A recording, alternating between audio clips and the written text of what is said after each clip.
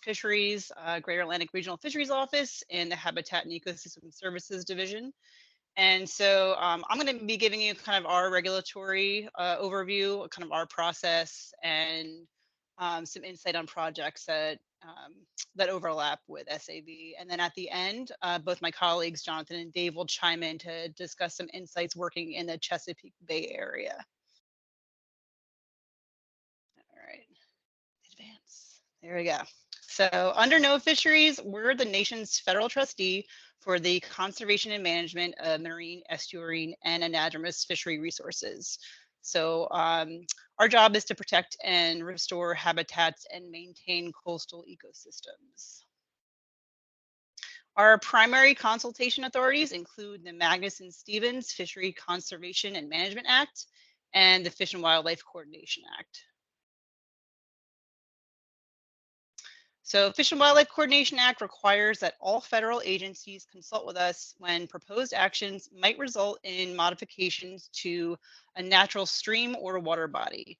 So under Fish and Wildlife Coordination Act, federal agencies must consider effects that these projects would have on fish and wildlife and must also provide for improvement of these resources. Under this authority, we work to protect, conserve, and enhance species and habitats for a wide range of aquatic resources, such as shellfish, diadromous species, freshwater SAV, and other commercially and recreationally important species that are not managed by the federal fishery management councils.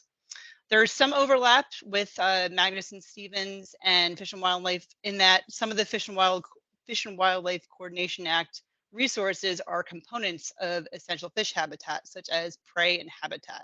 So we typically review these projects jointly under both authorities. The 1996 Sustainable Fisheries Act amendments required identification and designation of essential fish habitat, or EFH, by the Fisheries Management Councils and NIMS, as indicated in the fisheries management plans. Designations became effective in 1998. The MSA includes consultation requirements for both fishing and non-fishing activities and requires us to provide information to further the conservation and enhancement of EFH as it pertains to federally managed species. So the work of our division includes the review of projects that are funded, undertaken, or authorized by other federal agencies that may affect EFH under the MSA. So for many of you practitioners, the Army Corps is generally the lead federal agency for the permitting process, or perhaps an agency like FEMA that provides funding for a project. EFH includes all physical, chemical, and biological properties of the aquatic environment currently and historically used by fish. It's not designated in lakes or freshwater non-tidal areas. The focus really is on the habitat characteristics, not so much the presence of a fish at a particular time. So as a result, kind of presence and absence of a species during surveys and sampling doesn't necessarily affect the designation of an area as EFH for species. We typically view single surveys as a kind of a sampling snapshot in time.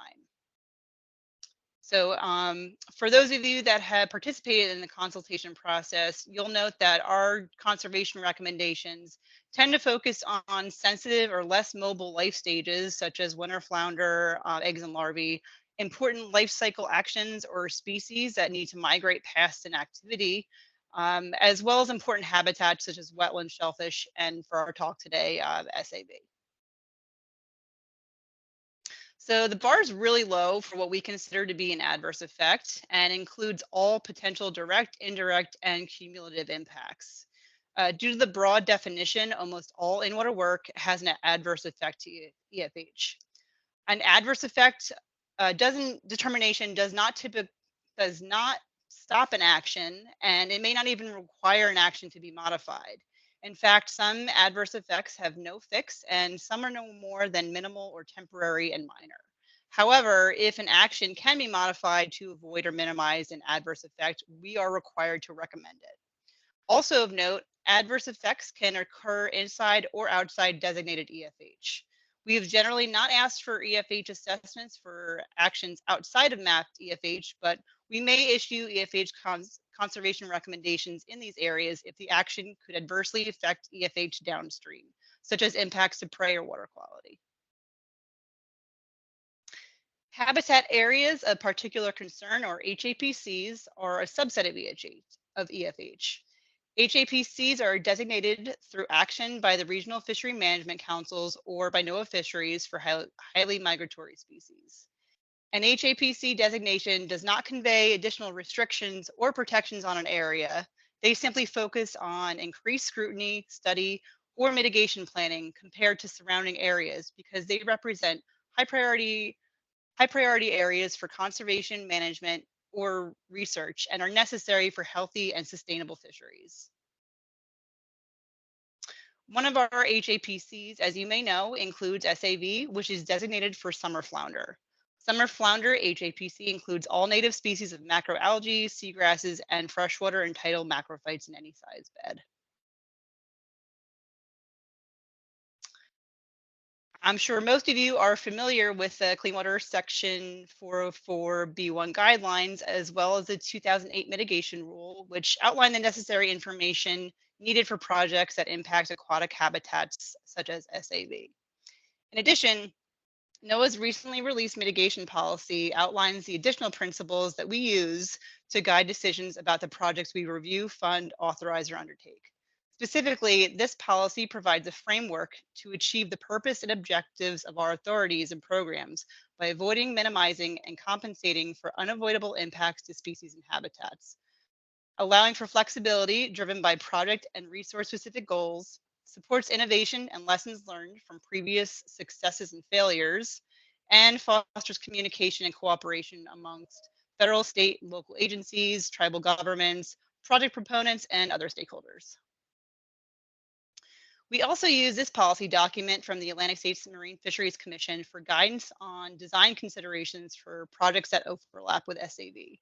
For example, they note that projects should be sited and designed responsibly with this rare resource in mind. They also note that non-native SAV species can provide similar habitat function in areas where native species have diminished or been eradicated, and note that in these instances, the non-native species warrant protection. Additionally, they note that the presence of SAV should be considered during the design of any shoreline erosion control measure, and that efforts should first be made to avoid and minimize impacts to SAV where it exists or could potentially occur, even if a living shoreline is proposed. Where impacts of shoreline erosion controls are truly unavoidable, then in-kind compensatory mitigation should be used to offset the lost ecological functions. So for an EFH assessment, the necessary components include a description of the project, analysis of the effects on EFH, the federal agency's conclusions regarding the effects of the action on EFH, and mitigation. Pretty much the more details that are provided, the better for our review, especially as it relates to means and methods, materials, proposed schedules, equipment, and where work will take place, such as, is it going to be primarily from the land or from a floating barge. Mitigation is also considered in all of our consultations. We look for ways to avoid or minimize adverse effects to our resources.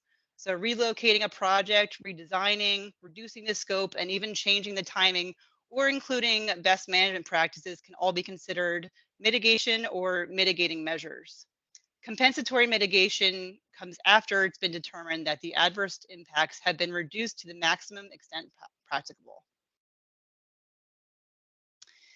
And depending on the complexity and magnitude of potential adverse effects of a proposed action, an assessment should also include other pertinent details necessary for our review, such as relevant literature, alternatives analysis, or results of site inspections. As it relates to projects that overlap with SAV, we'll want an up-to-date survey included on plan so we have an idea of how and where our project may impact the habitat. As we seek to find balance in projects designed to provide shoreline erosion protection and coastal resiliency, we undertake a calculus of the existing site conditions, including biogeochemical processes and habitats that are unique or of value to fisheries, such as SAV. Our comparison of habitat types could be based on anything from biodiversity, carbon sequestration, nitrogen, and phosphorus assimilation, biomass, secondary production, or social science. And when habitats are converted from one type to another, we tend to look for an ecological uplift to be provided, especially since not all habitats are created equal. Because the comparison between and among different habitat types is difficult, a more qualitative analysis is generally used to determine whether the proposed changes result in a net benefit to the ecosystem. So this gets back to the trade-offs and balancing that's necessary to afford benefits across a range of ecosystem functions and services. While no fisheries isn't opposed to projects like enhancing shorebird habitat or designing resilient coastlines, our focus is our mission for sustainable fisheries and resilient coastal communities through healthy and self-sustaining habitats. Therefore, we take an ecosystem-wide view when considering habitat trade-offs. However, projects that result in a loss of fish habitat require careful consideration to prevent the loss of our priority habitats, such as SAV, and to ensure there's an overall benefit to the ecosystem. This is why it is essential to establish clear project goals, performance measures, and success criteria, and a robust monitoring program to evaluate success or the need for adaptive management to help achieve goals. So in New Jersey, we run into a number of challenges when a project overlaps with SAV. As discussed by Dr. Z in last month's webinar, we're severely lacking in our up-to-date mapping. Internally, our science centers have a greater focus on our offshore fisheries and habitats. So a lot of the inshore habitat work and funding is also currently lacking at the federal level. This is something that we're working on, and we're trying to work with our local science center folks to try to change this in the next coming years. Another challenge we face is the lack of early coordination on projects, especially those that overlap with SAV. We often see projects that come through after permitting, review and approval, and since we have some different review standards, we often provide conservation recommendations that conflict with state permit conditions. For example, we may require mitigation for living shoreline projects if SAV will be disturbed as part of the project. Additionally, I know, as Dr. Z mentioned, we have a lack of knowledge on what successful mitigation of SAV looks like in New Jersey. So for now, our current mitigation requires a 3-to-1 ratio for compensation for unavoidable impacts to SAV, but the actual coverage should be aiming for equal or higher. So kind of a little bit different from wetlands where it's 85% or higher. It's equal or better. So if a coverage of SAV is about 30% of, 30% coverage, that means we'd be aiming to achieve at least 30% or better for mitigation purposes.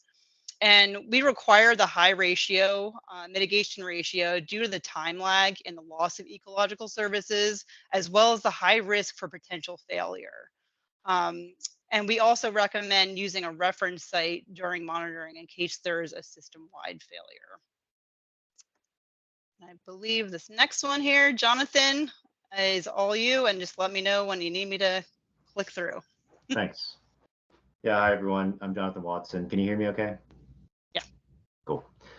Yeah, I'm in the Annapolis field office, responsible for EFH consultations, largely in the Army Corps Baltimore District jurisdiction.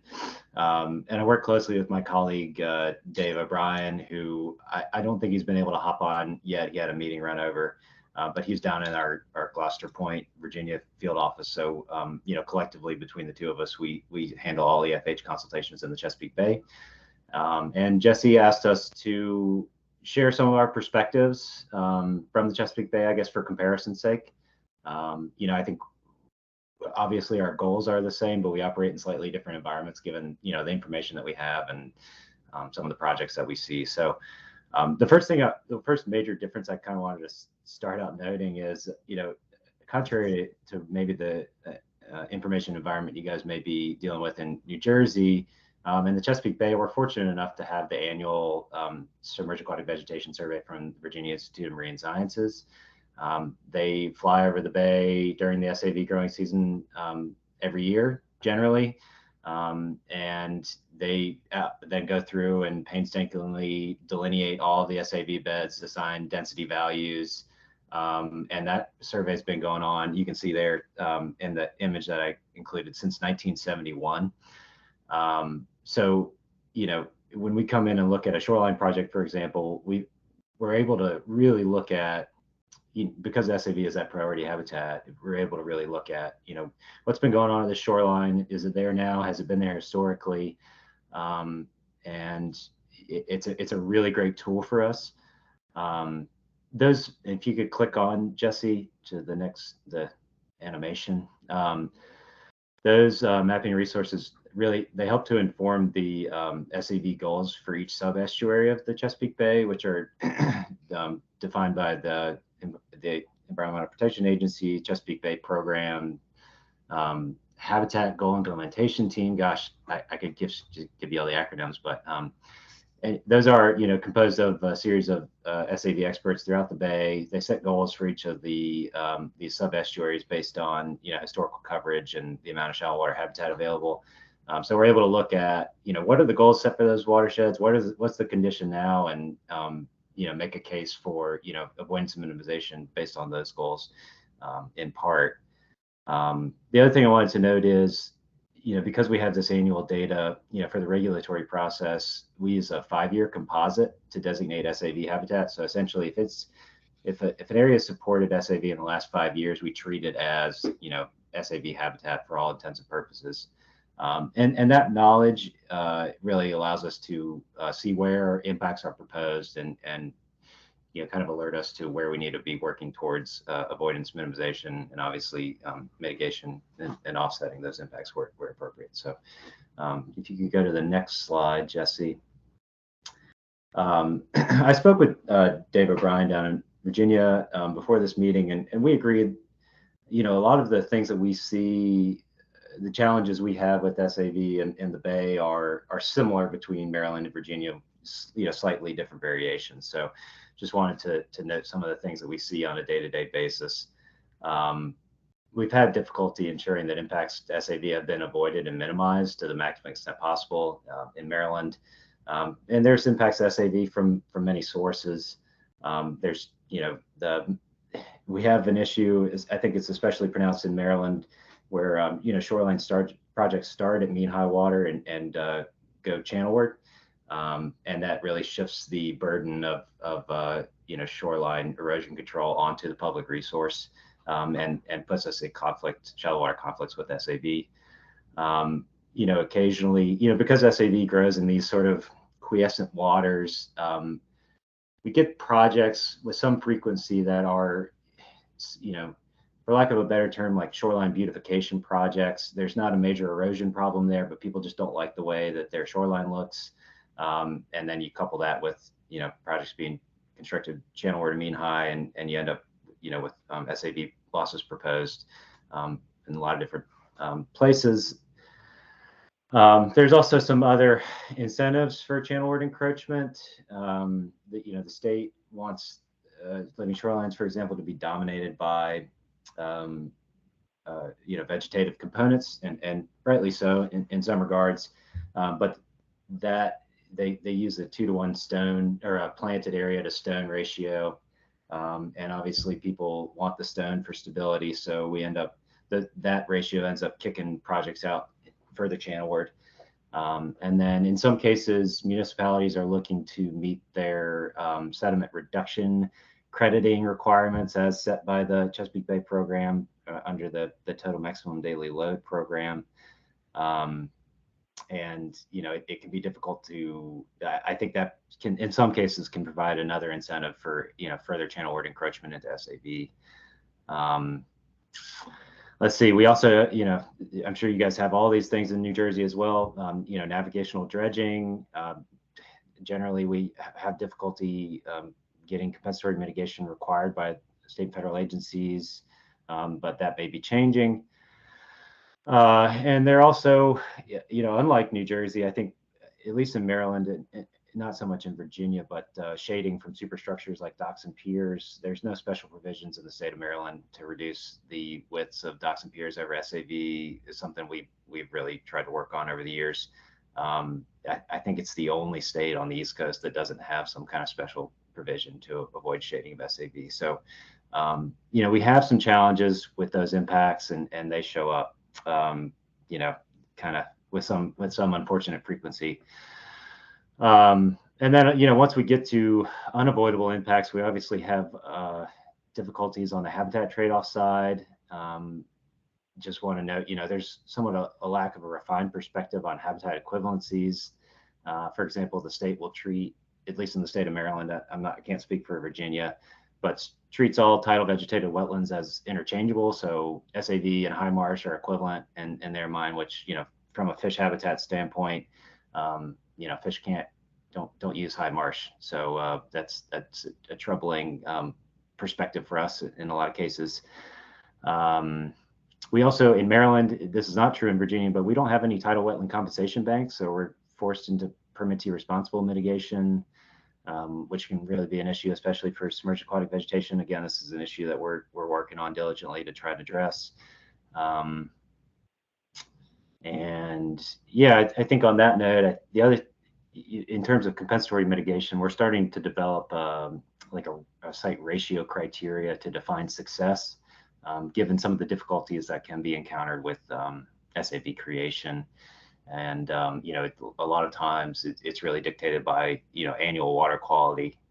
So that can be one of those sort of recurring challenges, even if we are able to get compensatory mitigation. So anyway, a lot of information there, and appreciate a chance to share perspectives. I'm not sure if Dave had a chance to hop on while I was speaking, but hopefully, he can share any other perspectives if he hops on late, maybe during the panel discussion. So that's all I got.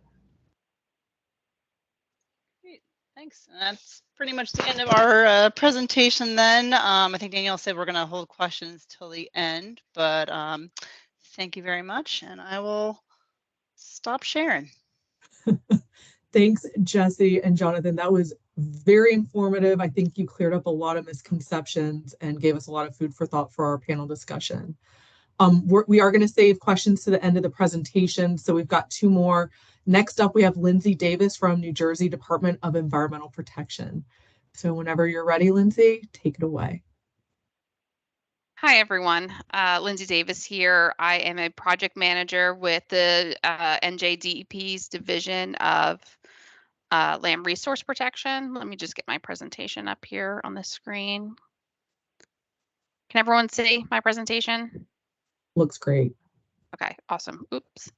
Okay, so I just wanted to go over today some of our the permits that we have available if you're considering doing a living shoreline project or a nature-based solution project. And then I'm going to kind of go over some of the regulations required for those permits that pertain to SAV.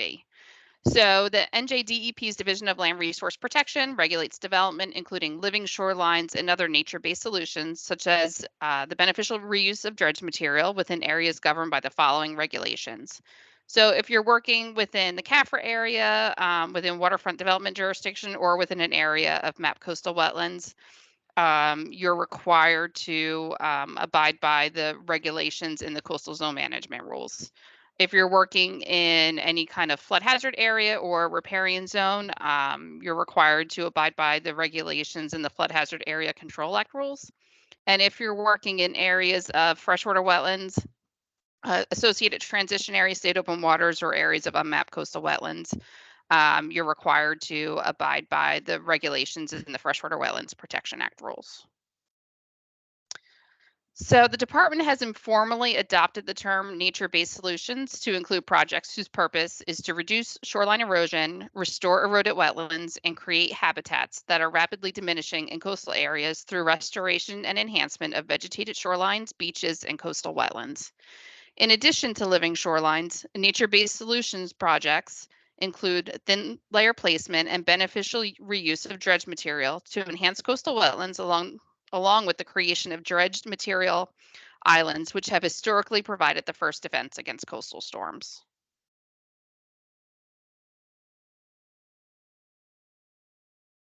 There we go. Just a few slides to break up the presentation, showing some examples of some living shoreline projects and some areas that may be in need of restoration. So just going back with a little bit of history on our coastal zone management rules and how living shorelines came to be incorporated into those regulations back in 2013. The coastal zone management rules were revised to address and facilitate the construction of living shorelines and other nature-based solutions projects. The general permit that we had previously in the rule for habitat creation and enhancement was modified to include living shorelines, and that is now the general permit 24. We also added a new general water area rule. It's the living shorelines rule for applications that may be subject to a individual permit.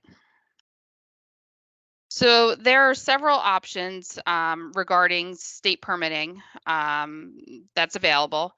So the first option, if you're working within the CAFR jurisdiction, waterfront development jurisdiction, or within MAP coastal wetlands, would be to submit an application for a CZM General Permit 24.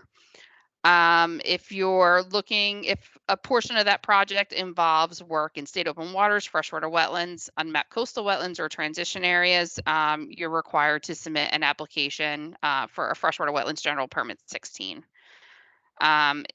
There's also a flood hazard area permit general permit 4 for construction of living shoreline projects and nature-based solutions projects in flood hazard areas or riparian zones. Typically, if you're working in the coastal area, that those impacts are reviewed under your CZM GP 24, so you don't necessarily need the separate general permit for. And it's important to note that if you do not meet the requirements of a specific general permit, you typically need to apply for an individual permit for your work.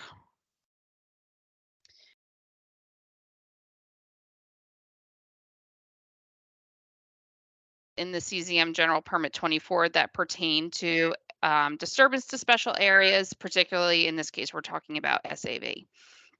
So you would need to demonstrate that there's no practicable alternative that would involve no or less disturbance to SAV. You're required to demonstrate that you're disturbing the minimum amount of SAV.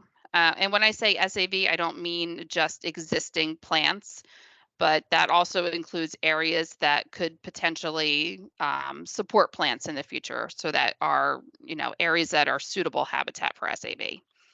The General Permit 24 does allow conversion of special areas to another special area. So in this case, it would be SAV to a different type of special area, such as wetlands, if the department determines that such a conversion is environmentally beneficial.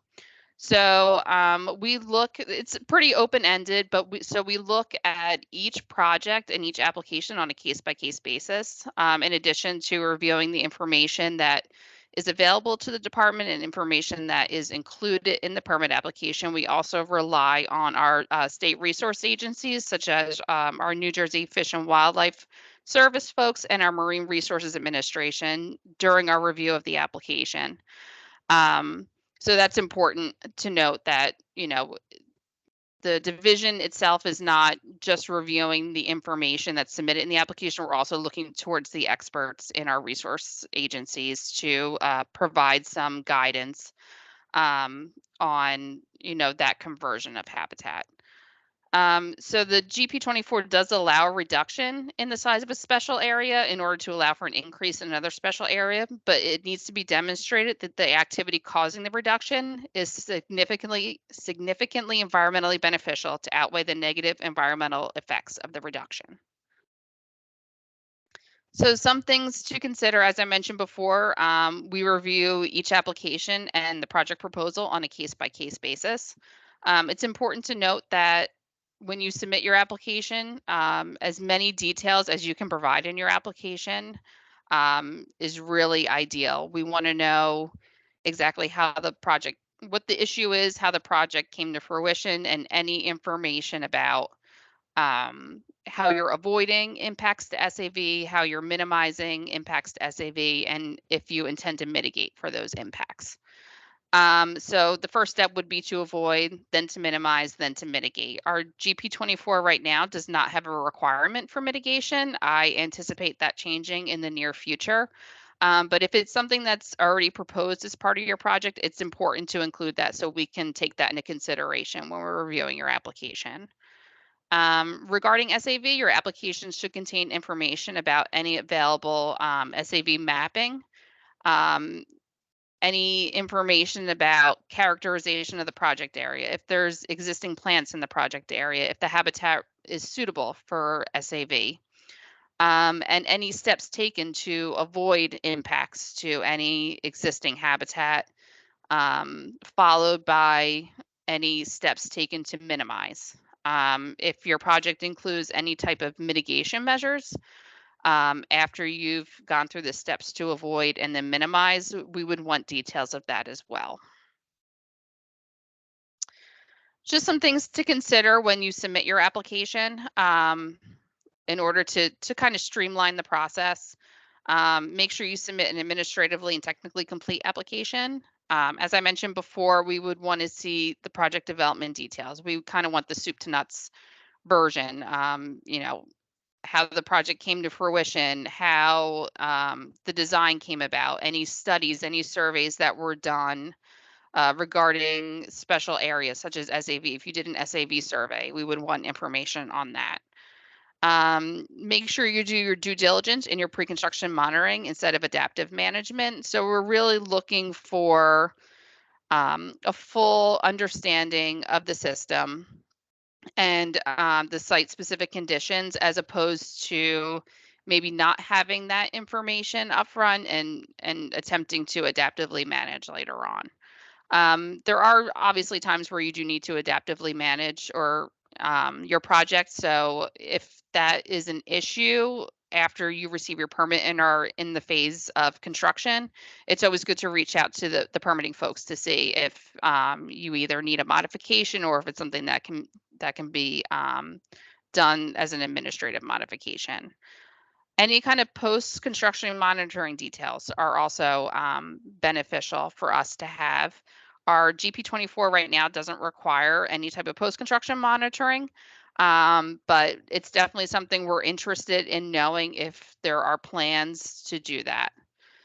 Some other considerations: let the end goal of the project be the driver. A lot of times we see permit applications where it's really just, you know, the end goal is maybe to use this dredge material, so they, you know, so we want to put it here, but really let the goal of the project be the driver for the project. And also consider over designing, you know, consider making sure you do your due diligence so you don't have that over design.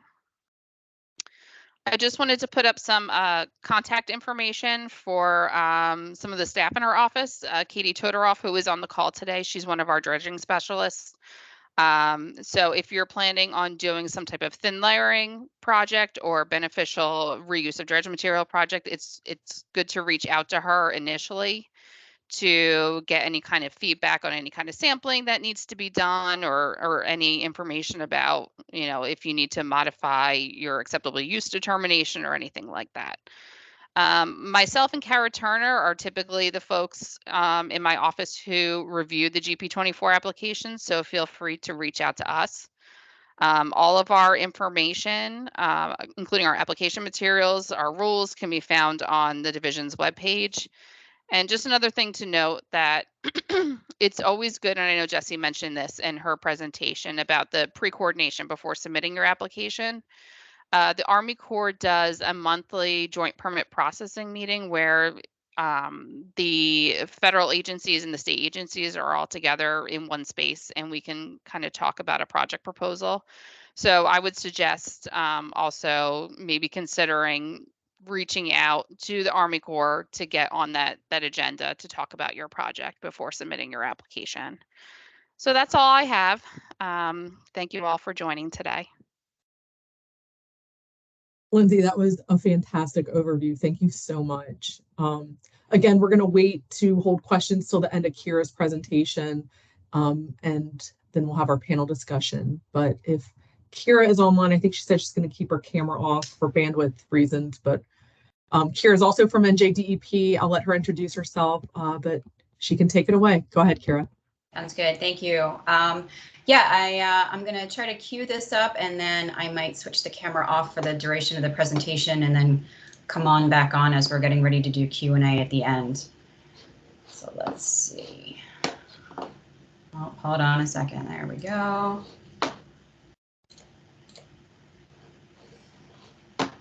Okay, so good afternoon, everyone. My name is Kira Dakinay. I'm a biologist with New Jersey Fish and Wildlife. We've actually gone under some different name changes recently. We are no longer a division. We are New Jersey DEP Fish and Wildlife, and our Bureau of Shell Fisheries has changed to the Bureau of Marine Habitat and Shell Fisheries to sort of better capture where we're expanding in our areas of responsibility. So in particular today it's SAV, but as what Jesse explained earlier, I thought it was really great is to sort of understand who we are and what our missions are to better understand where we're coming from as we provide reviews, comments, directions, and things like that. So Fish and Wildlife has a mission to protect and manage the state's wildlife resources to maximize their long-term biological, recreational, and economic values for all New Jerseyans. And it comes along with three main goals, and that's to maintain New Jersey's rich variety of fish and wildlife species at stable, healthy levels, and to protect and enhance the habitats on which they depend. So that's really the critical one for our discussion today. Those goals also include educating New Jerseyans on the values and the needs of our fish and wildlife to foster a positive human-wildlife coexistence. And finally, to maximize the recreational and commercial use of New Jersey's fish and wildlife for present and future generations. So many folks may be more familiar with some of the projects that we've been able to focus more of our time on as the Bureau of Shell Fisheries. So this is a picture of our shell plant in the Molucca River, just to give you sort of an example of where you may know us from in other avenues. But today with SAV, I wanted to explain what our relationship is with that resource. So the Bureau has definitely had a long-term recognition of the value of the resource, the definite need to update SAV inventories and begin more active management. But unfortunately, to date, priorities have been more in the shellfish realm and staffing has been low. So those are challenges that I think probably every resource agency is experiencing or has experienced in the past. But fortunately, on the upswing, we have recently received grant support for updating the mapping of Barnegat and Little Egg Harbor bays, since those are our SAV-dominated systems on the New Jersey Atlantic side. It's not the only place that we find it in New Jersey, but it is right now sort of the central location for that resource. We do hope to move this inventory into a longer-term statewide inventory going forward. So this is sort of the first toe in that pool. One of our other updates recently is that we were able to bring on a new staff member. She is with us on this presentation today. Her name is Nina, and she is essentially dedicated to giving SAV more of the attention that it needs from the state perspective. A couple of the other things that we've been able to do in more recent years that we're just starting to play around with are some equipment upgrades, which includes a Biosonics Echo Sounder and a Klein side scan sonar. These equipment are not exclusively for the purpose of SAV, and they definitely come with challenges to mapping and delineating those resources, but we consider them as tools in the suite that we have in conjunction with other in-water surveys, and again, that upcoming aerial survey of Barnegat and Little Egg Harbor. So one of the main responsibilities that the Bureau has had so far with SAV to date is really just the steward of the available historical SAV data. So again, as it was pointed out, we really are in a data deficiency for this resource, but the information that we do have is primarily available on the Division of Land Resource Protection website. You can navigate to it and go through their maps and guidance to coastal and then to submerged aquatic vegetation tabs to find digital representations of hard copy maps that we have for our resources. So to date, the resources that we have are statewide aerial photography from 1979. Unfortunately, it does not include Delaware bays or tributaries where we know SAV is present. We also have ancillary data from the inventory of estuarine shellfish resources, which ranges from 1980 to present.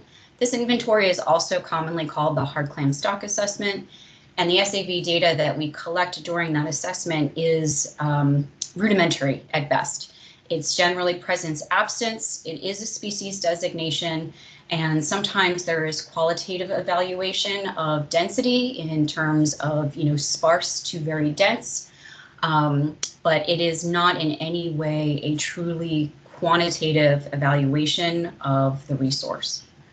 We also do have information from site inspections for waterfront development permit applications that we've performed in the past. And then finally, there are 2 external sources of data that we don't have directly on our website, but that we do recommend anybody involved in restoration, mitigation, permitting, etc., to use. And that first is the Rutgers Center for Remote Sensing and Spatial Analysis. They did an assessment of Barnegat and Little Lake Harbor Bay in 2003 and 2009. And then finally, as we heard last time, it's the US EPA's assessments for portions of the Delaware River. So if any of you have looked at the visuals that we have for data resources in New Jersey, you may have seen some variation of these items. So again, they're available for a quick download. But again, these are just scans of paper maps. So the 1979 SAV Atlas distribution is on the far left, and that's really the most truly comprehensive data set that we have, albeit from 1979. And it does include macroalgae species, so reading and interpreting the maps is really important to pay attention to. And then as you can see from 2015 and 2011, this provides some degree of SAV information for Little Lake Harbor and the Navesink and Shrewsbury rivers. Sometimes it's as rudimentary as this point data that you see in the SAV from 2015, where essentially it marks, hey, did we see it at this location? Yes, we did, rather than essentially doing interpolation of that particular data. Future of reviewing existing data, we are definitely moving towards putting everything into a GIS-based format. We are unfortunately not at the point where the Chesapeake Bay is in providing composite layers that help to determine applicability over time. That's definitely something that we've discussed. It's definitely a direction that we intend to move in, but we're not quite there yet. So we figured we would start at least with having the data that is available from 1979 to present in a digital GIS format to just make planning a whole lot easier. So this is a snapshot of sort of a prototype of what we have for it. The final version is likely to look a little bit different, but at least we are moving in that direction. And what's really nice is that in those data-rich areas such as Barnegat Bay, you can really see the overlap over time in the different resources. And again, they do come from different sources of information, different survey types. So you'll get different data as a function of that. But it's still really nice to be able to see where you've got some degree of expansion, contraction, and species differentiation over time. So then I want to move on to the relationship that we have with the Division of Land Resource Protection. So as Leslie pointed out, her group will consult with us in Fish and Wildlife as needed for projects. So we serve as an advisory capacity, providing the SAV resource mapping and training on interpretation of those maps. We provide review for more complex projects as we are requested to do so. And that includes recommending SAV surveys if it's appropriate, reviewing SAV survey results, recommending project adjustments to reduce adverse impacts and evaluate mitigation requirements. And then if needed for projects where mitigation is required, we provide consultation on that as well.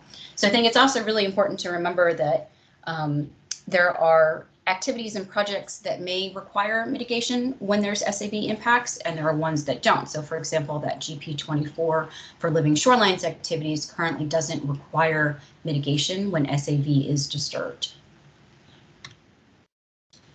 So one of the things I want to talk about, especially leading into things where practitioners or other interested parties who are moving forward with the restoration or enhancement side of projects in New Jersey, is some of the SAV survey guidance. And I know there was a little bit of confusion about this, but Thankfully, we've been able to kind of figure out where the missing link was in that chain. But essentially, for our perspective, there is no step-by-step guidance that the state issues as concrete you must do, because the purpose and need generally determines the best approach. So, for example, determining rule applicability is different than evaluating the ecological value of the resource and other pertinent characteristics. So, for example, if the rule allows an activity in SAV habitat and that activity doesn't require mitigation, so for example, a dock or even a living shoreline project, the surveys tend to be more rudimentary and there's a lower threshold because no follow-up is needed, at least not by regulation. Would we like to see more in-depth surveys and evaluations to understand these before and after impacts? Yes, absolutely. But in terms of what our guardrails are for the CZM rules, we can't always require those things. Also, as we all know, site characteristics determine equipment use. And a nice example of this, at one point in time, I received an SAV survey that had not been pre-approved by our office. And it was literally a man standing in about a foot of water in January, looking down in a gray day, looking down at the water and going, he had a shrugging motion as if to say, well, I don't see the SAV. But clearly these things are needed. So we do provide some degree of guidance to get people going. And again, this is more aimed at consultants and homeowners who are trying to determine whether or not the SAV rules are applicable to the work that they are proposing.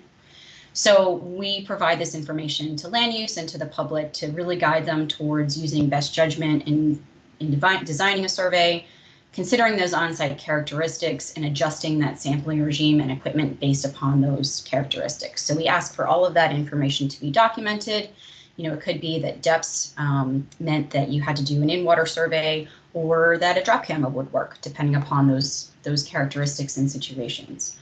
And we definitely strongly advise that applicants and consultants submit a draft survey design to the department for review and comment prior to performing any work, as well as their credentials describing their experience.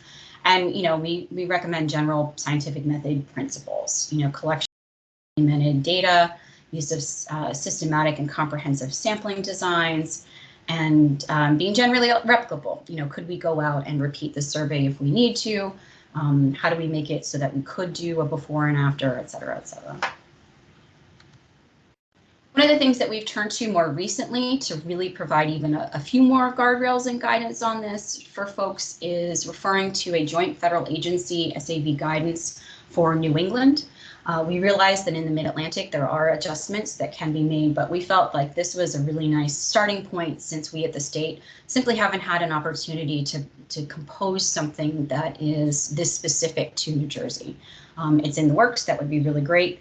But for now, we find that this works really well. It's a collaboration between NIMS Region 1 of the EPA and the Army Corps for New England. And they came up with a variety of steps for Tier 1 and Tier 2 surveys that meet their needs for permitting purposes.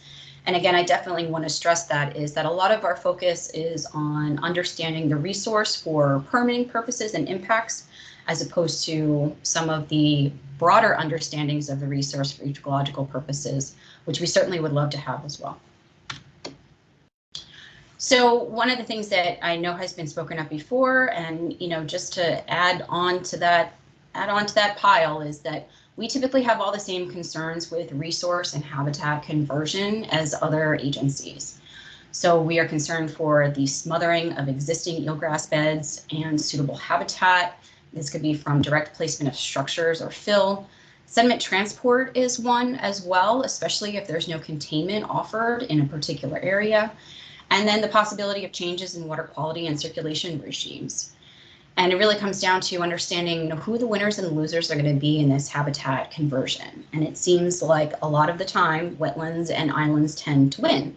And not that that's necessarily a bad thing, so to speak, but it does bring the idea really to fruition that we need to think about this landscape in a holistic fashion so that we are providing uplift and benefits to all of the habitats that might be in a particular area. Even if the main focus might be one or the other, that doesn't necessarily mean that it can be or should be totally at the expense of another viable habitat. So some of the things that may be helpful for project planning for anybody looking to do the Living Shorelines habitat enhancement part, going to focus more on that. The way that the permitting works in New Jersey is that we do request that all available resource inventories are reviewed, because the whole history of the site is considered in that permit review. So that could be all the way back to 1979 if the data is there.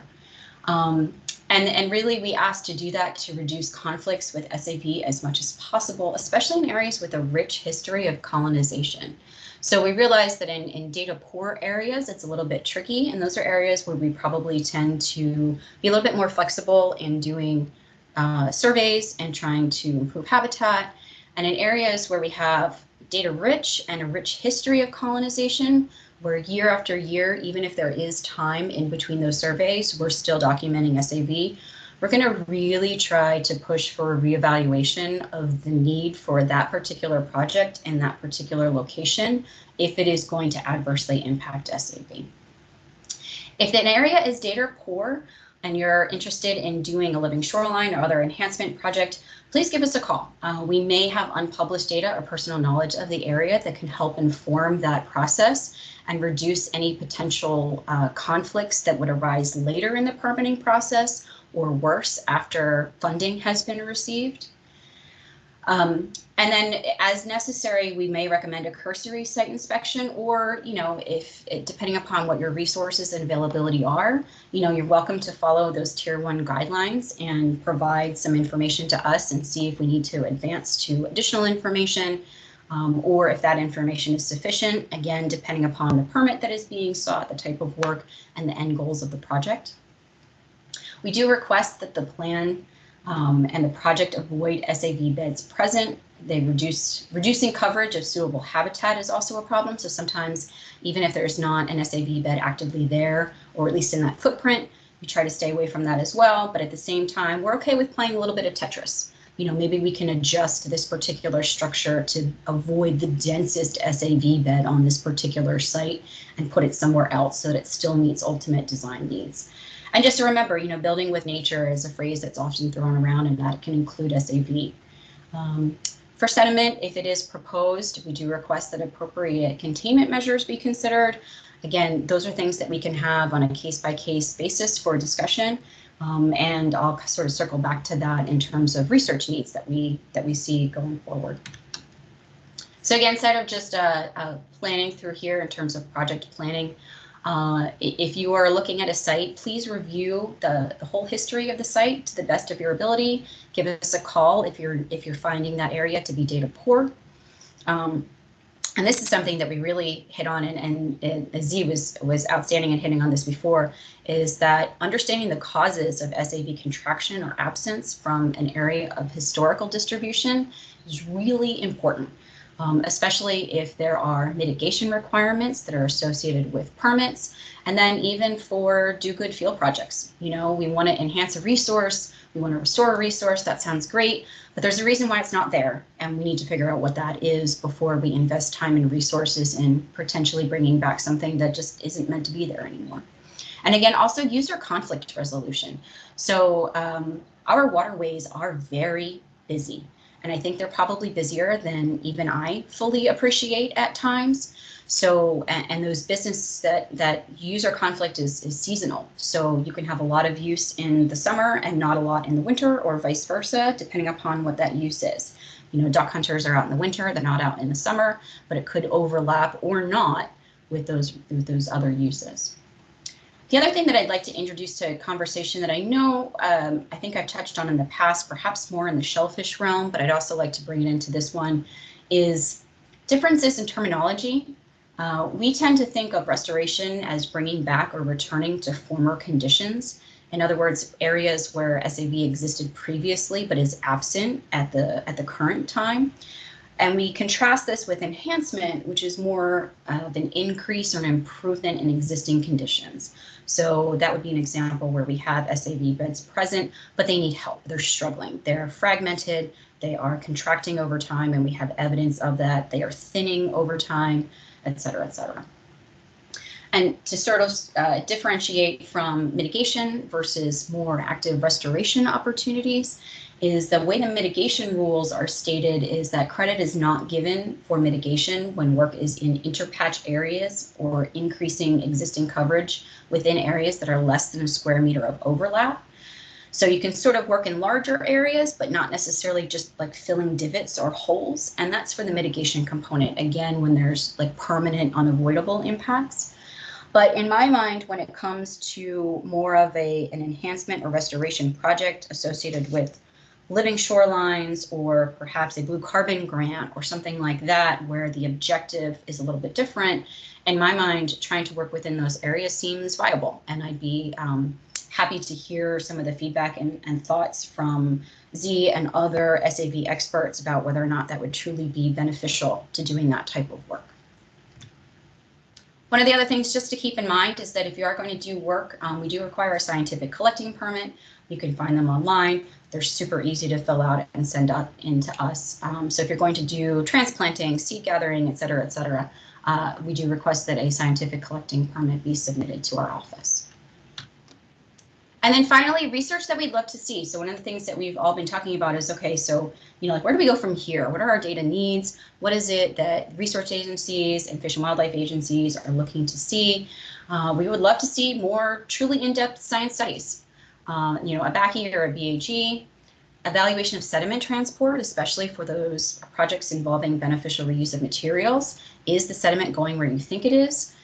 Do you need a more in-depth hydrodynamic model in order to evaluate that sediment transport? Is that material compatible with surrounding sediments, and could that affect SAV? Z had mentioned that there are challenges associated with SAV colonization post-disturbance that really need to be evaluated in New Jersey. And I'd really like to see that continue. And then placement of compatible material foster growth. Could we put material in a place or in such a way as to improve the habitat? Other things to ask that we'd like to know more about, does wave attenuation foster SAV growth on the leeward side? We may get some answers from this from Forked River, in the long term, if we can successfully have post-construction monitoring. Success or failure of active SAV restoration in the project. Someone else had mentioned we have a lack of follow-up or understanding of the very few mitigation projects that have occurred in New Jersey and what their success rates have been or not been. And at the same time, innovative ideas are welcome for a discussion. This is a really great forum to bring all of those things together. There are practitioners from all different states, from very different habitats, and there's creativity is welcome. If it's something that we can do and work within the rules that we're working with, we're more than happy to see it. So when you're designing your project, I definitely have to occur with Lindsay that we'd like to avoid over design and too much hardening of a particular shoreline, but at the same time, let's get creative. Let's see what's out there. And that's all I have. Thank you very much. Kara, that was excellent. Actually screenshot your last slide so we can use it during our panel discussion. Great. Really exciting to hear about some of the mapping studies that are coming up and the new equipment you guys have. That biosonics gear is great for SAV mapping. So thank you so much. You're welcome. So right now, before we start our panel discussion, we'll take a few minutes to ask questions of our three presenters. If anyone has one, you can place your question in the chat or raise your hand and I'll try to call an order. I saw one question in the chat from Jim Feige. He wanted to ask Kira, will the DEP SAV mapping be available to the public and or conservation groups? Yes, absolutely. So the intention is to have it in a couple of different platforms. So land use regulation actually does have an online platform for assistance with permit review. So we do intend to provide the data there. And then by request, we can also provide data sets. So it will definitely be available for public consumption.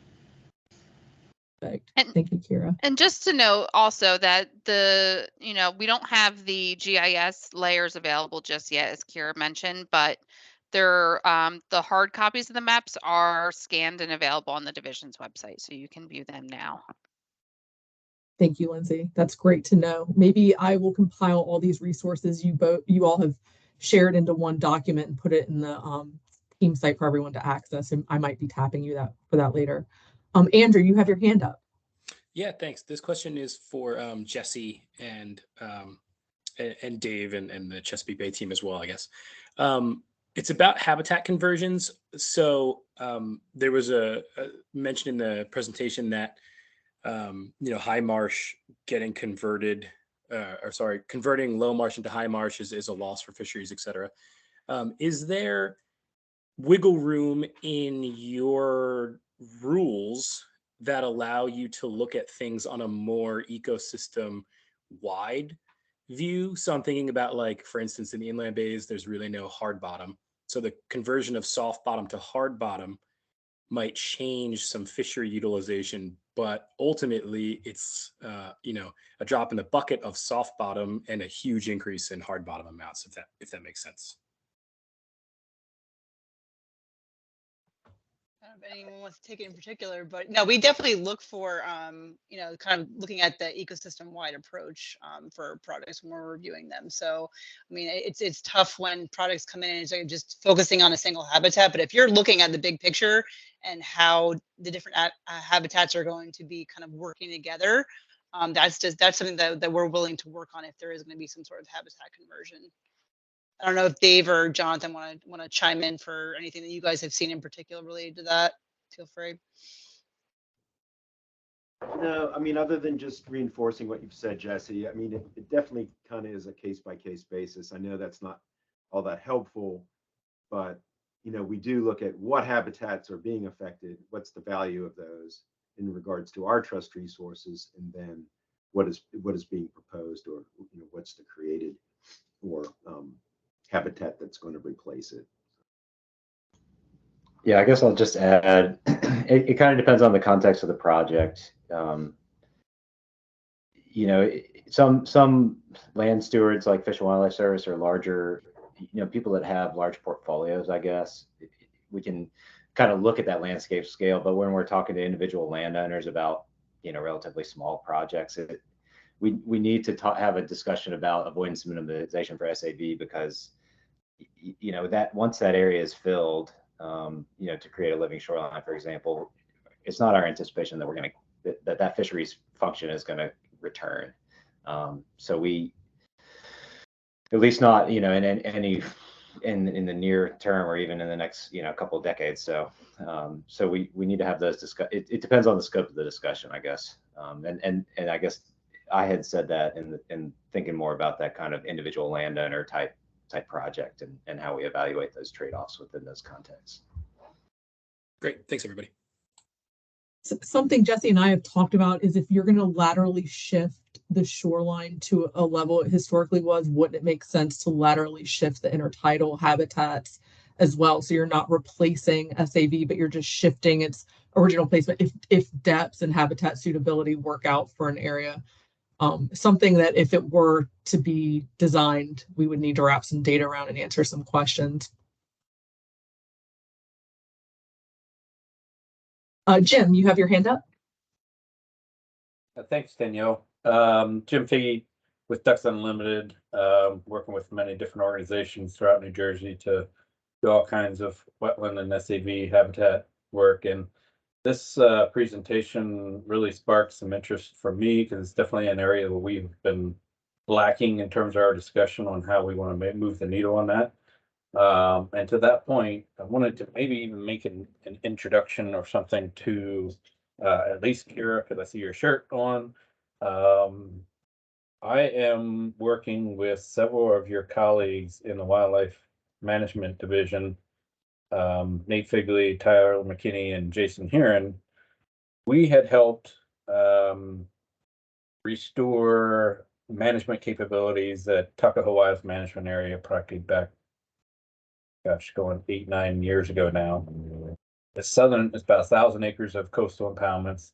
the southern half of which is doing rather well in terms of native propagation with herbaceous wetland plants.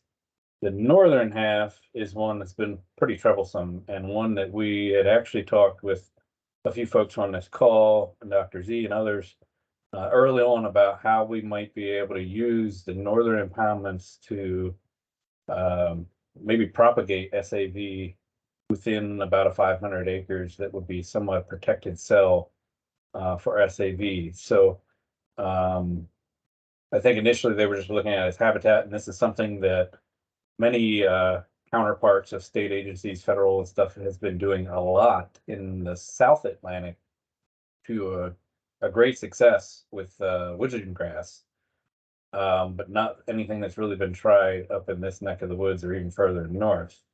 So I guess my point was just making that connection and wondering if we could circle back at some point to have a more in-depth conversation. We had a conversation with those counterparts in South Carolina and whatnot, and certainly want to bring that message back home as to how we might be able to implement that here, not only for the habitat benefit for waterfowl and other species, but maybe even to start a state-based nursery.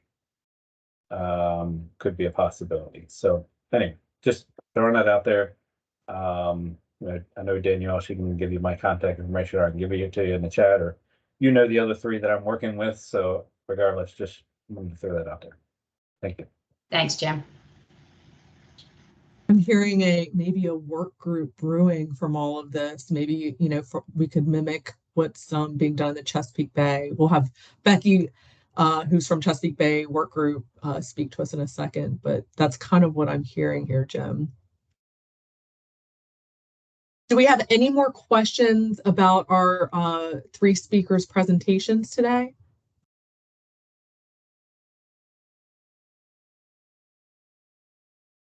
I'm learning to count to 7 to make Jesse's laughing at me because she knows this about me.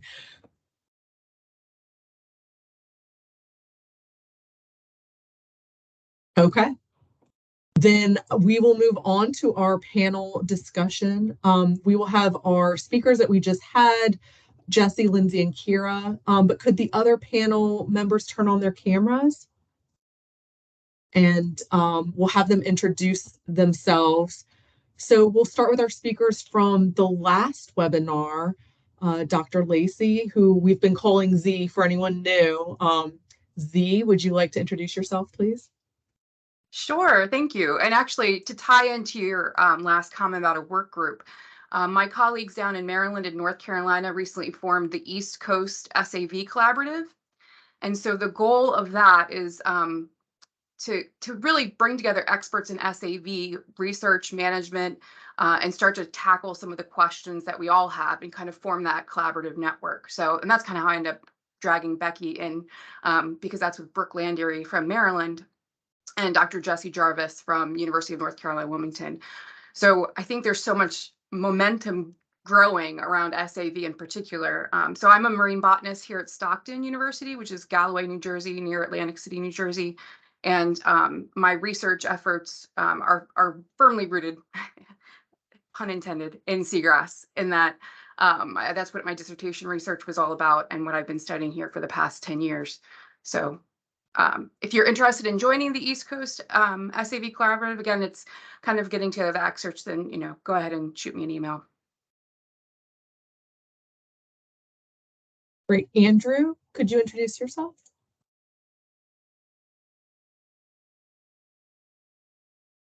I don't think we can hear you. Sorry. Okay. Andrew McGowan, Manager of Estuary Science at the Delaware Center for the Inland Bays.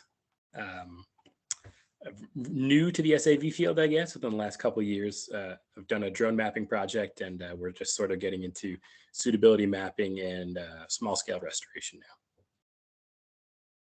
Great. Thanks, Andrew. And is Kelly on the line? Kelly from EPA? Kelly dropped off, but she left me on the call. So Mike Mansolino from EPA Region 3, Field Service Branch. We do field work. So we surveyed the Delaware River, and we got another project that we're proposing to get more data for the Delaware River in. So Great. Thanks for filling in, Mike. We appreciate it. And now we'll have our NIMS folks from Chesapeake Bay, or Dave and Jonathan. You briefly spoke, but do you want to introduce yourselves and your roles there? I can go first, I guess. Yeah, I'm Jonathan Watson, and also in the same division as Jesse in the Habitat Ecosystem Services Division, and work out of the Annapolis field office doing essential fish habitat consultations largely in Maryland. Largely Maryland. Is your geographic region the whole Bay or just the Maryland portion? Just the Maryland, yeah. So we kind of get assigned out to farmed out, I guess, to different core jurisdictions. So Maryland, DC is generally the Baltimore, the Army Corps Baltimore district jurisdiction. So I work closely with those folks, and then Dave is down in Virginia. Okay, that's helpful. Dave, do you want to introduce yourself? I think a lot of the people here know you, but yeah, thanks, Danielle. So yeah, I have kind of tagged along with Jesse. I work with her in ecosystem services along with Jonathan for NOAA Fisheries. As Jonathan mentioned, I have the southern portion of the bay, so like Virginia, the Virginia portion. And I guess the only thing I'd add is I would love to make some recommendations for Dr. Z's work group, her new SAV work group. Seems Virginia got overlooked, but I'm sure we can add some folks that would be willing to help out in that effort. Virginia Thanks. should not be overlooked because you guys have some great SAV biologists there. So yeah, we'll make sure that happens. Or maybe Z will. Sorry to overstep. No, absolutely. And then we'll have our Chesapeake Bay work group representative. I'm very glad she could join us. Becky, would you like to introduce yourself? Sure. Hi, everybody. My name is Becky Golden. I'm with the Maryland Department of Natural Resources. So I'm the research agency representative for the state of Maryland, and I'm also the vice chair for the Chesapeake Bay Program's SAV work group. Perfect. Thank you all so much for being a part of our panel. Again, if you have a question for our panel, please put it in the chat or raise your hand and I'll call on you and you're happy to come off mute. I'm not seeing anything yet, so I'll pose our first question. Does anyone have any information on SAV habitat suitability information or modeling that could be helpful for designing, planning, reviewing projects?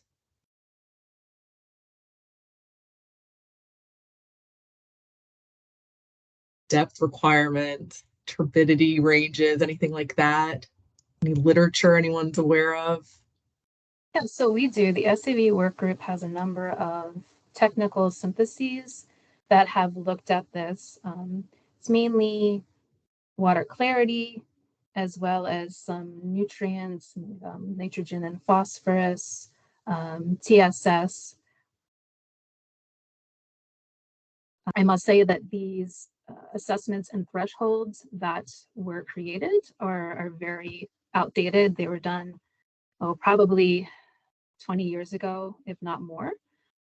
So we have talked about updating some of those habitat criteria and thresholds, knowing that water quality is different, dominant species have changed, and that some of these areas where the SAV is coming back or where we're doing direct restoration, those newer beds have different habitat requirements than some of these longer term established beds. And I can see if I can find the links to those documents and either put them in the chat or I can send them to you, Daniel. That would be great, Becky. Thank you so much.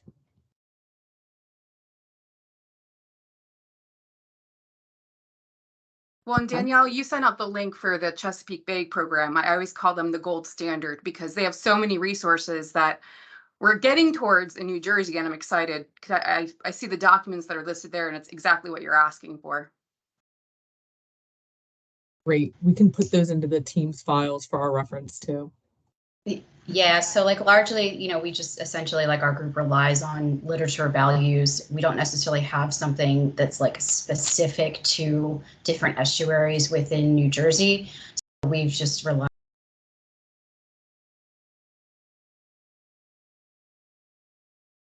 Great. I see a hand up. Click over and see who that is. Todd. Yes. Hi, Becky. This is Todd from EPA. I work with Mike. Are your habitat suitability indices species specific, or are they general for SAV? That's a great question, because with Maryland, we have a wide range of species that are typically associated with salinity regimes. So the habitat thresholds we have aren't particularly species dependent, but they are sort of that community-based dependency. So we have thresholds and criteria for sort of our freshwater areas, our mesohaline areas, and our polyhaline areas. That's actually a great point. We talked a lot about SAV and what that means at our last meeting. So we have macroalgae that sometimes is designated as SAV. We have widgeon grass, we have eelgrass, and freshwater species too. So I have a question.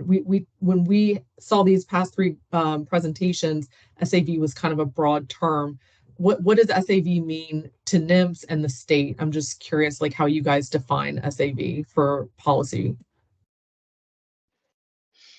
Yeah, I think we included it that it includes everything from macroalgae to eelgrasses, and even to whether it be native or non-native, depending on the location as well. So it really kind of depends. I know that's kind of what I had mentioned from the one policy document that if there is non-native species there where normally it should have native species, we'll accept that, and kind of we would still consider that to be protected. So is that because it's a habitat characterization issue, like that like eelgrass and some of the native species could grow there, or yeah, so it's still functioning as a habitat that's going to be used by the fish, so that's why. Hey, Danielle, I'd just like to chime in and add a little bit to what Jesse has just said. I want to make it clear that we don't consider macroalgae to be SAV, but when we're looking at what we call habitat areas of particular concern, both macroalgae and SAV are what we call HAPCs for various federally managed species. So it's a distinction I just felt we need to make. Obviously, macroalgae is not a vascular plant. So it's just important to make that distinction. But in regards to a fisheries habitat, they can both serve the same function. So if an area is impacting a macroalgae area that, let's say, was historically eelgrass, would the mitigation rule be for eelgrass then? Oh, so that's a very good question, Danielle. And I can't speak to how other states or other agencies view this, but NOAA Fisheries and I think some of the state agencies, both in Maryland and in Virginia, because we have the mapping available from VIMS, we'll use the 5-year composite of SAV coverage for what we consider to be the most recent area of SAV potential habitat, whether it exists this year or last year or not. So using that 5-year 5-year time frame, SAV may have disappeared. Maybe it was rupia, and for whatever reason, the conditions weren't right this year for it to come back. But it's been there the last 4 years. We would still consider that SAV habitat because there's potential for SAV to recolonize that area and to be found. So whether it would require mitigation, that's another. It can almost be a case-by-case basis. Depends on. Sometimes it depends on the purpose and need of the project. Can the project be modified to reduce those impacts or eliminate those impacts? Or is the applicant simply steadfast in this is what they want and they're not going to change their application? So, mitigation can be, it's obviously thorny for everyone involved, but we would rather see, I think, the avoidance of impacts to SAV than trying to figure out a way to mitigate for it. I think that goes without saying for Jesse, Jonathan, and myself.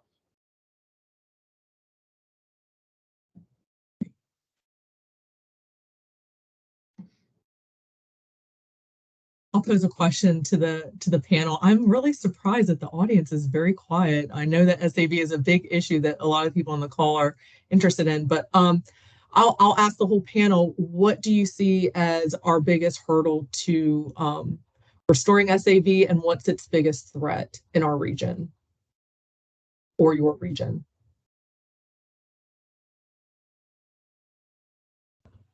I could start with Delaware. We haven't fully given up on eelgrass, but I'll say that we've definitely shifted focus away from eelgrass, and we're placing a lot more priority on widgeon and some of the other, like horn pondweed or things like that that can operate in the lower salinity zones, just because the warming temperatures, every summer we're exceeding thresholds for eelgrass routinely. And so our optimal eelgrass growing zone is like the inlet and then kind of nothing else. So huge hurdle for us, but hopefully widgeon grass takes off. The issue with widgeon grass is, of course, that it's a boom or bust. So, some years it seems like it's really done really well. And then other years you go back and there's nothing left of what you've done. So tough. So I can take the New Jersey side. For us, it primarily starts with knowing where we have the resource now. And really that's the foundation of any planning or other efforts to come, is really understanding what we have, where we've got it, what its condition is, et cetera, et cetera. That's our biggest hurdle right now.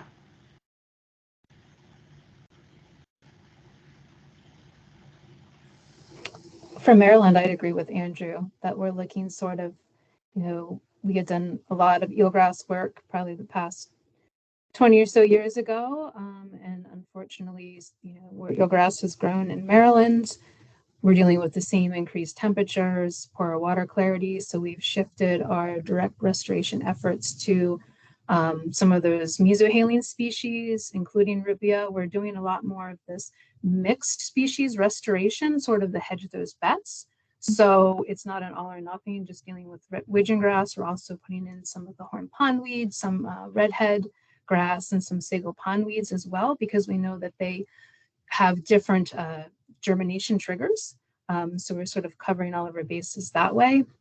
I think another challenge would be site selection for restoration projects. Like I said, we have those sort of habitat criteria, but they're mainly outdated. And we also know that there's so many other factors that are influencing SAV success, germination rates, and long-term persistence. So really trying to find those sweet spots where we can get some longer-term persistence.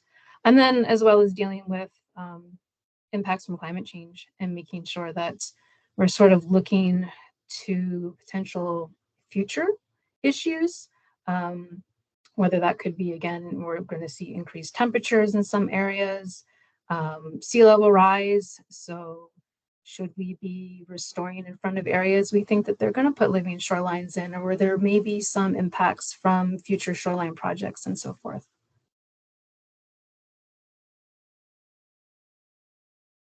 I guess I'll chime in on Maryland. I agree with you, Becky, and obviously we work closely together. Our biggest challenge in the Bay is really water quality, and that's associated really with coastal development, and that continues. And that coastal development, reduces. We get that squeeze, and SAV I think is squeezed probably more than almost anything.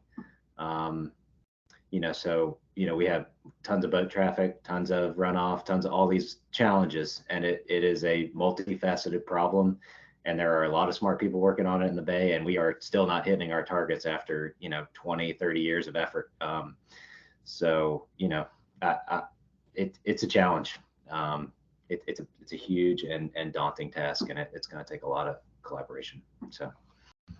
Before I call on Dave, Jonathan, a quick question. You said that there's squeeze. Is that associated with like sea level rise and depths are pushing seagrass towards the shore, and that's an issue? Yeah, you get shoreline. People want to arrest shoreline retreat either through, whatever, revetments, bulkheads, even living shorelines. I'm not aware of, a lot of places where SAV moves into living shorelines. And then you have, lots of docks and piers and dredging for for navigation. I mean, it's all that development just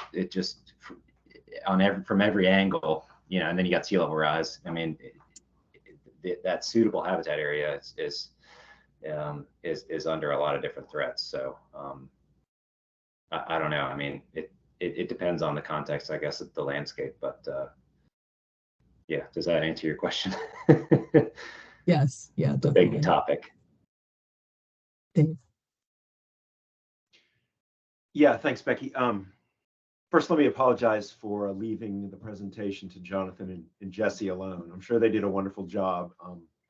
I got tied up in another commitment that went much longer than I'd hoped it would. But regardless, I wanted to raise an issue that maybe is unique to Virginia, but I thought I'd share it anyway. I think one of the things that we see in the future as being a threat to SAV is our expanding aquaculture industry. So Virginia, if you're not aware, has a huge aquaculture industry. Primarily, it's shellfish aquaculture, and typically it's conducted on bottom or just off the bottom, within 12 inches in cages.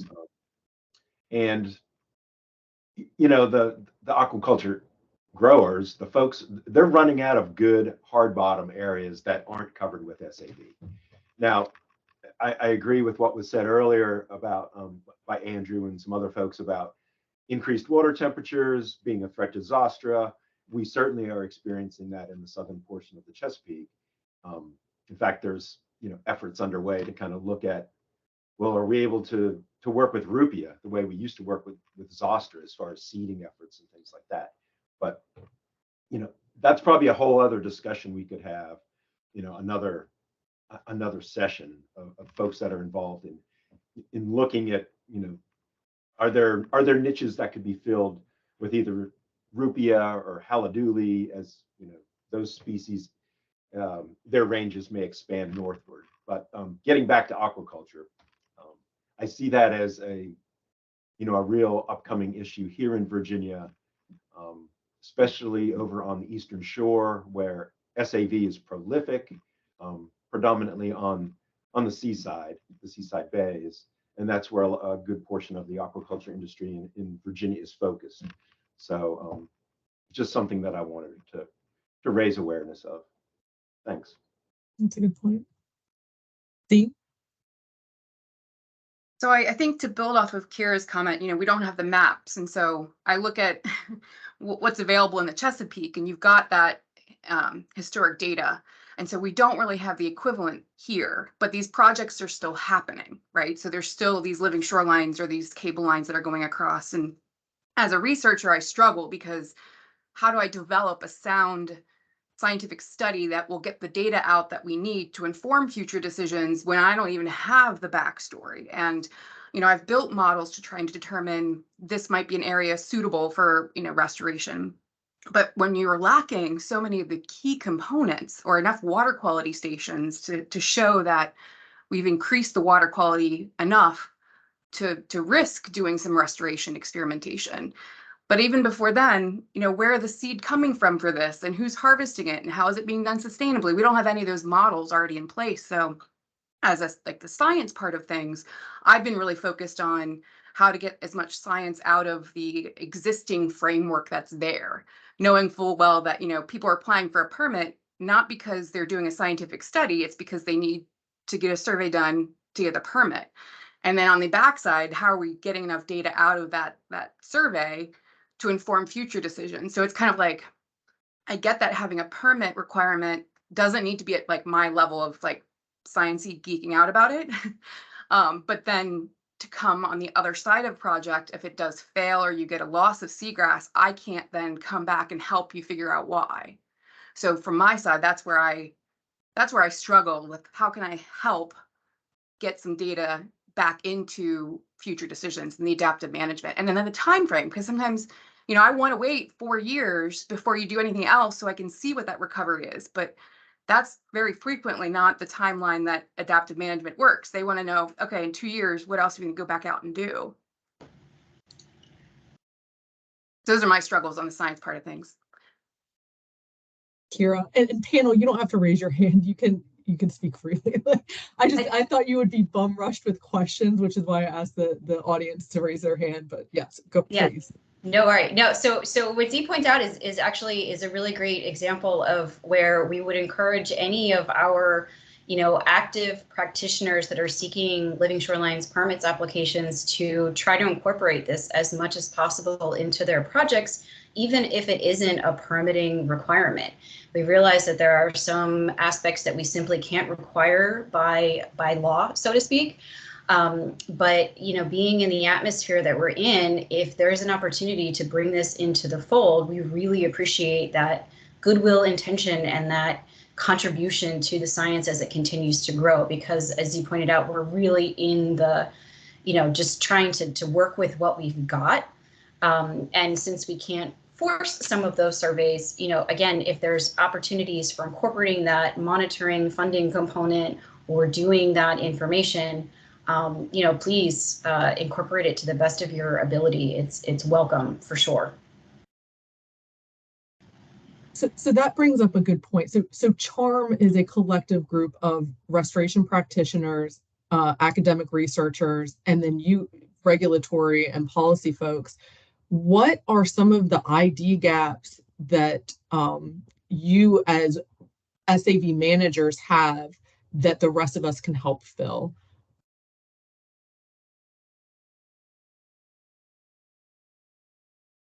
I mean, honestly, it is that monitoring and the mapping. Like again, for us, since we don't have that and we don't know how to have successful mitigation projects, I know we need to learn. I know that Forked River project's been brought up. I mean, we're gonna learn a lot from that to see like how that works and what kind of sediments gonna be building behind the behind the cells and whatnot. So it's having those types of projects that are the smaller scale that are gonna really help inform other projects. So anything that has some sort of a component where you can be attaching, again, as Kira was saying, attaching the learning component to it. I mean, that's really what we need. So. Do any of your agencies have designated funding to help support that kind of work or research? Becky's shaking her head. Yeah, no, I mean, and I share your frustration, Z, because we have a lot of these projects, but there's no funding for monitoring.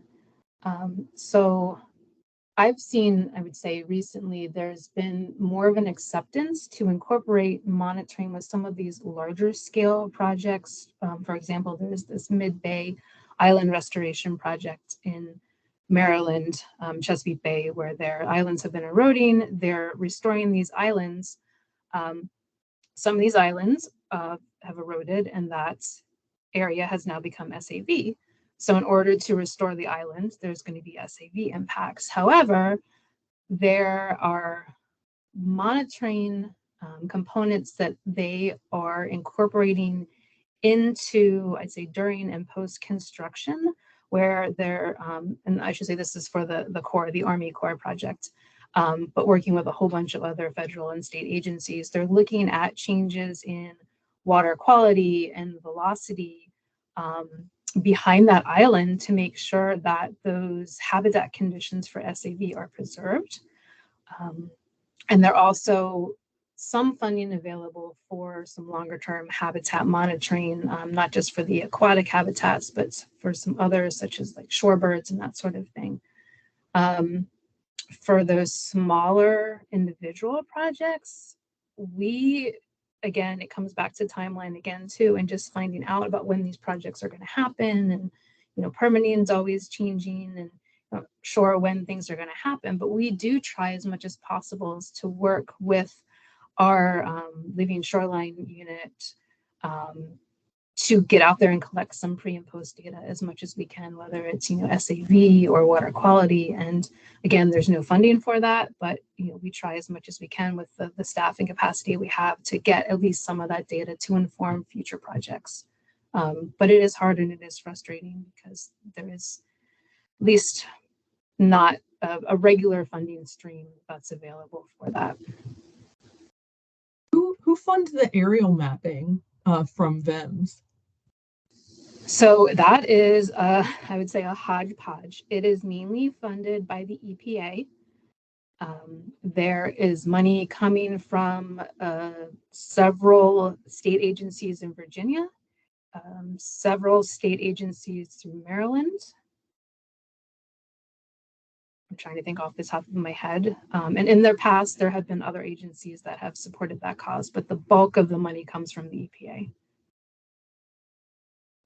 Based on what I've heard, I know it's been a struggle too. The funding for that survey has also been a struggle. So I was talking to Jesse earlier. I was like, man, if you guys were starting a program from scratch, essentially, you know, ideally that would be baked into the permitting cost for applicants, because I mean, the applicants, they don't come with survey data.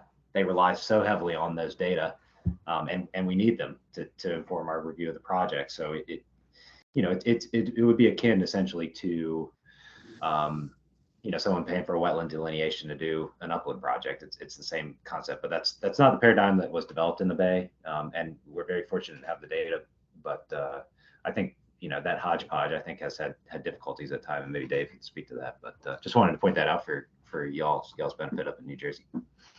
Yeah, so Jonathan, that's absolutely true, and it gets harder every year to secure the funding for an increasingly expensive, undertaking like flying aerial surveys of the entire Bay to capture SAV coverage. So I know there have been talks here at VIMS, as I'm sure as well as elsewhere, about using remotely sensed data, satellite imagery, to try to capture the SAV beds. And Becky, I see you're shaking your head. You're familiar with this. It might be of interest at some point to have the folks that can speak much more intelligently about that effort, to give us a little presentation to see what the likelihood of that happening anytime in the near future, because as Jonathan has said, securing funding for that SAV aerial survey every year is just, it's not sustainable. Yeah, definitely agree. And there has been a large push with the Bay program to sort of move that program from overflights to satellites, as you was mentioned. I know that VIMS has used some satellite data in the past. For example, when we've had some hurricanes or tropical storms come through and they were not able to fly those areas, or those areas were too turbid, they were able to capture some satellite data and were able to delineate the SAV that way. They're also making sure that there wouldn't be any sort of shift or decreased quality in the data. So they are currently doing both at the same time to make sure that if that shift from aerial photography to satellite imagery happens, which I think that's the road that we're going down, that transition is smooth, that there's not going to be any issues. And then the other I think component to that as well is moving from the human aspect in terms of delineation to using artificial intelligence. Because with the VIMS data, they're outlining and delineating the beds. With satellite imagery, it's sort of pixel based. So they have to move from delineating the beds from, a pixel to actual polygons. So that definitely is the work. There's some pilot projects happening now, trying to get at all of that and capture all of those issues. And then there was something else I wanted to say too, about funding. We've talked about that as well with VIMS, and having VIMS charge or have some sort of fee incorporated into like a permit application. And Dave, help me if I misspeak, but I think because VIMS is a public institution, they can't accept money. It's because all of the data they produce is owned by the public, so they can't charge for the products that they're putting out. But yeah, that's accurate, right? Becky. I mean, it's sticky because it's a state institution. They can't be like for hire to the general public. But I would think that there would be some ways, that more, I guess, consistent streams of funding could be made available. I know NOAA provides funding. Not a lot, I'll admit that. But, that comes through like the Virginia CZM program, things like that. But as you've mentioned, I think long term, and for states that are thinking about how would they, begin an SAV monitoring program, I think the future lies in the satellite data, as well as you said, artificial intelligence to actually create the polygons that are currently being drawn by hand and super labor intensive. So, yeah, it's an interesting kind of new field of research to continue this long-standing data set that we have in the Chesapeake. And so the East Coast SAV Collaborative, we're going to be having a 2-day intensive workshop training people how to use satellite imagery to map seagrass. So we have 2 people coming in, Victoria Hill and Dick Zimmerman. So it is something because we feel like that's the direction it's going. And so like Kira, figuring out how can we support maybe someone being sent from the NJDEP, or if there's interest. The problem, like at my institution, I'm an undergraduate institution. So by the time I would have someone trained in out the door, and so it's trying to figure out the right person to get in that seat so that then they can start using those resources, because I do agree that's the future. The International Seagrass meeting last summer, that's where a lot of this is moving towards, so that that line item on the budget doesn't get cut because it's not as big as if you had to go out and hand delineate. And that would free up your time to concentrate on research that could inform restoration work and mitigation work. And yeah. Yep.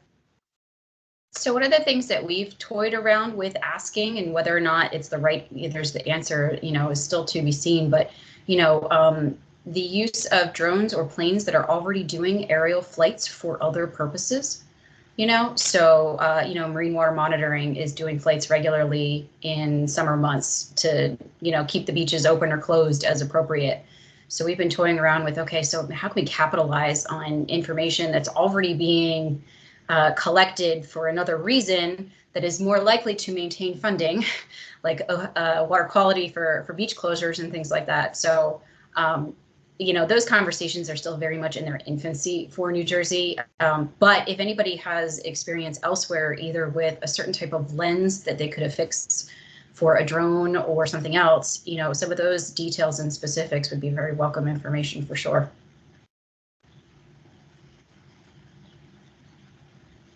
Or kids, actually, that's the other part. So, you have aspiring drone pilots all over the place for various different reasons. Like how do we get a fleet of VOTEC folks out there with drones just up and down the coast, just go, go, go. Maybe those are pipe dreams, but sometimes those start small and they wind up with something useful. Kind of almost similar to the Barnegat Bays, I guess was paddle. I don't know the exact paddle for the bay, where like the citizen science kind of going out and getting some information. So anything like that. Yeah, because if it just starts with if the citizen part is can be translated simply to the drone piloting or other piloting aspects of it, the interpretation part is not necessarily something that we need to have students be involved in. Like you were saying, Z, by the time you train somebody, they're out the door. But the collection of that aerial data could then be forwarded to folks that have the experience and would be involved long term. So, there might be another way to, again, if it's an interim before satellite becomes the main gig, or if it's an ancillary, I'm always trying to think of like, how can we capitalize on what we've already got? Well, and the Chesapeake has the SAV watchers. So Brooke Landry kind of heads up that. And it's the same idea, like the paddle for the edge, getting that into the hands of citizen scientists to start help gather data points in some way, shape, or form, which is kind of how the shellfish survey in NJDP, you're out there funded to do the shellfish survey. So if you want to add in a couple lines, as you do with seagrass presence, absence, species, it's something, but my problem is that now it's become the only thing. Like, yeah, it's comprehensive. It's not enough. Yeah. It meets the base thresholds for some of our objectives, but it does not provide what we need to do like active SAV management. Right. Or for me to design like a scientific plan, like I need it at a different level. And so, yeah, it's a stopgap, but I think in New Jersey, it's just been a stopgap for decades now. And Since 1979. yes, yes. We have about 10 minutes left. I'm going to open it up for one or two final questions from the audience. I'm not asking any more questions, so please, you guys come up with a question for our panel. And then while you're thinking about that, our last few minutes, we'll figure out what our next topic for this CHARRM group will be.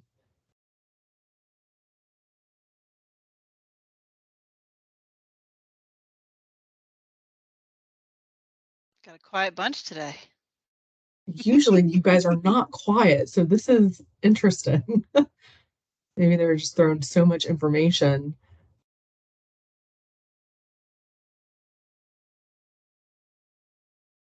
Okay. Well, thank you, panel, so much. Do you guys have any closing thoughts or questions for each other?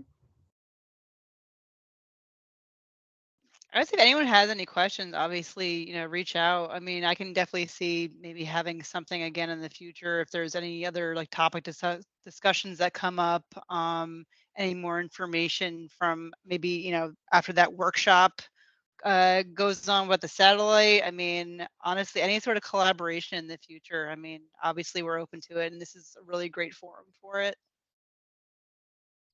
Likewise, Absolutely. yeah, and thank you for the invite. And I was going to say the same, that our Bay program SAV work groups are open to the public. So it's on the page that I think was linked in Danielle's email. And all of the meetings and the links are in there. If anybody wants to hop on and give a listen, you're welcome to. Thank you so much. All right. Well, thank you, panel, so much. Thank you, presenters. Great information. I'm now going to start talking about what our next topic is. Does anyone have any thoughts? We compiled a lot of our listening sessions into an Excel spreadsheet on our team site. We had some topics of conversations. Just to refresh your memory, some of these were living shorelines, fish impacts, so something like what we did here with SAV, do it for fish resources, maybe combine that with shell fisheries resources. Thoughts from the group?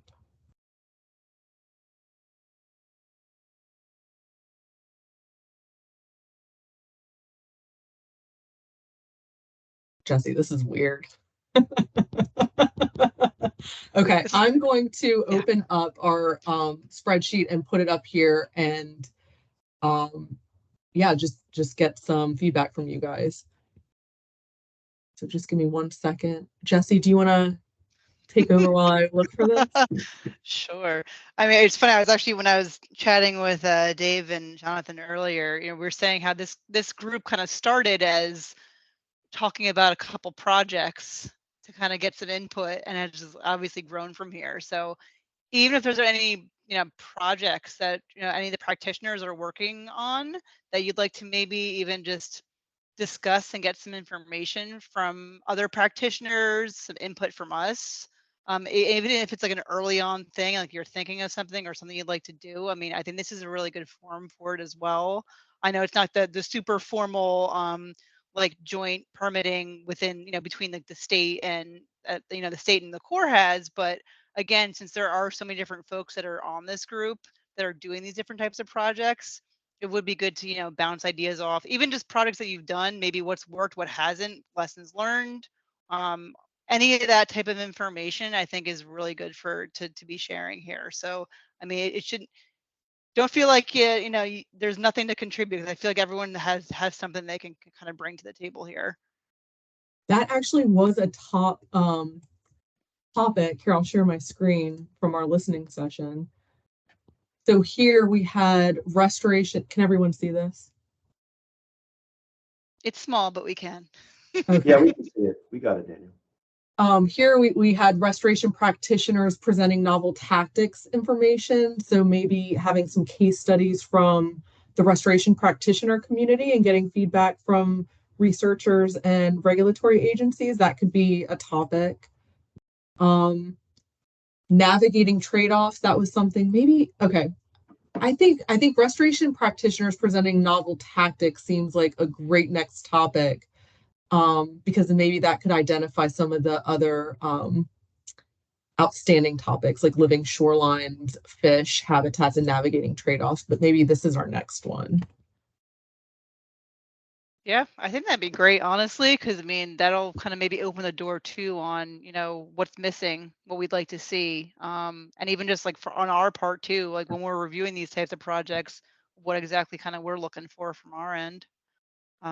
Which I know we staged some of that today with regards to SAV, but I think even just hearing how some of these products are going, because we don't get to see all the monitoring reports that kind of come back all the time and the lessons learned. We learn about them a lot of times in these types of forums unless a paper is out there.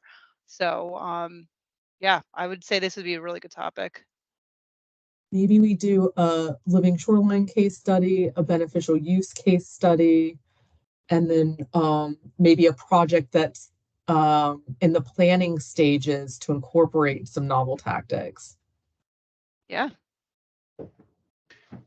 Yeah, Danielle, I'll throw my 2 cents in. I'd love to learn more about thin layer placement, and I think you folks in New Jersey have probably a little bit have seen some projects attempted up there. I'd love to know how successful they've been or not, because that's certainly something that hasn't really been tried in the southern portion of the Chesapeake, but it's being talked about constantly. So folks that have experience with those practices, or they've got a project they could talk about, would be super interesting to me. Dave, we have an entire work group that we call it the Beneficial Use Learning Network. Adriana and TNC lead it. But I'll send you the link because they've recorded every webinar and they do exactly what we did today, a panel of experts talking about their projects, presenting their projects. Because I think that's a year's worth of information, but it is something we could definitely touch on with this group. Be careful for sure. what I ask for, I guess. Yeah.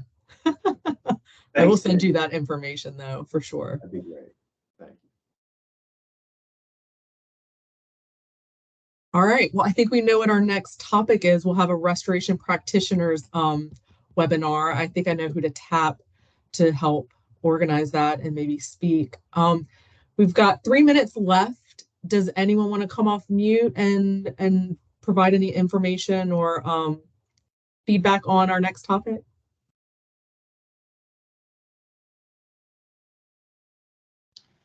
So Danielle, I'd like to see if there is an opportunity to include me on that next discussion for presentation. So partially because I think it's really great information, partially because it puts some guardrails and timelines on me to get some stuff out the door that I've been slacking on a little bit over the years. But we did some experiments at the Sedge Island Education Center off of Island Beach State Park with biodegradable materials. And we don't necessarily have tons of information, but we do have something that it's at least, I think, worth sharing. So that would be neat if there's an opportunity for that. I know. I'm very interested in that topic. Yeah, that would be great, Kara. I'll definitely loop you in. Perfect. Well, the recording of this will go into our team site. Thank you again, everyone that spoke and participated in our panel. Really appreciate all the resources you guys provided us and information you provided us. Yeah, thank you guys so much. I hope you have a great rest of your day. Thanks. Bye, guys. Thanks. Thanks, Danielle. Goodbye, everybody.